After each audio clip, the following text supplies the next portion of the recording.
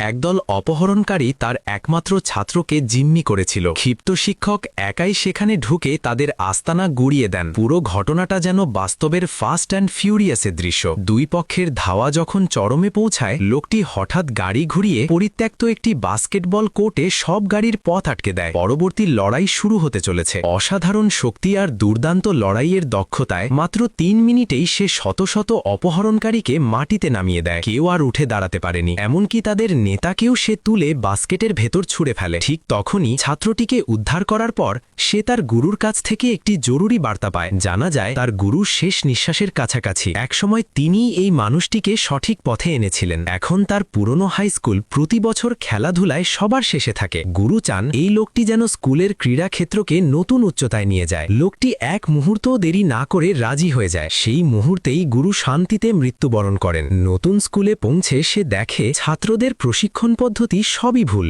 পরিস্থিতি বদলাতে সে একে একে প্রতিটি ছাত্রের কাছে যায়, তাদের ভুলগুলো ধরিয়ে দেয় এবং ধৈর্য ধরে সঠিক প্রশিক্ষণ পদ্ধতি শেখায়, যাতে তারা উন্নতি করতে পারে। কিন্তু অপ্রত্যাশিতভাবে তার আগমন একটি ধনী ছাত্রকে ক্ষুব্ধ করে তোলে। সে মাটি থেকে একটি লোহার রড তুলে নিয়ে লোকটির দিকে ঝাঁপিয়ে পড়ে। তবুও ছাত্ররা পরিস্থিতির ভয়াবহতা বুঝতে পারেনি, বরং বিশেষজ্ঞের সামনে নিজেদের সামান্য দক্ষতা দেখাতে থাকে। তখন লোকটি এক ঝলমলে কৌশলে ডিসকাস ছুড়ে দেয়, যা ১০০ মিটার দূরের দেয়ালে গিয়ে আঘাত করে। এরপর সে নিজের পরিচয় দেয়। সে এই স্কুলের নতুন পিটি বা শারীরিক শিক্ষা শিক্ষক। তার নাম শুনেই সব ছাত্র স্তব্ধ হয়ে যায়। তারা একসাথে সোজা লাইনে দাঁড়িয়ে শিক্ষকের সামনে আসে। কিন্তু যখন তারা দেখে শিক্ষক যে প্রশিক্ষণ সরঞ্জামগুলো প্রস্তুত করেছে, তখন সবাই তাচ্ছিল্যের হাসি হাসে।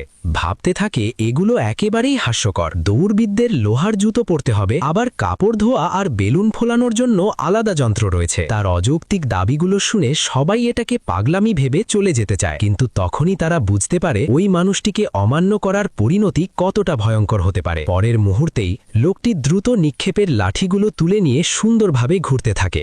বাক্সের সব লাঠি বাতাসে এক অপূর্ব বক্ররেখা আঁকে। তারপর গাইডেড মিসাইলের মতো সেগুলো পালাতে চাওয়া প্রতিটি ছাত্রকে লক্ষ্য করে ছুটে যায়। মুহূর্তের মধ্যেই সব ছাত্র নিক্ষেপের লাঠিতে আটকে পড়ে, নড়াচড়া করতে অক্ষম হয়ে যায়।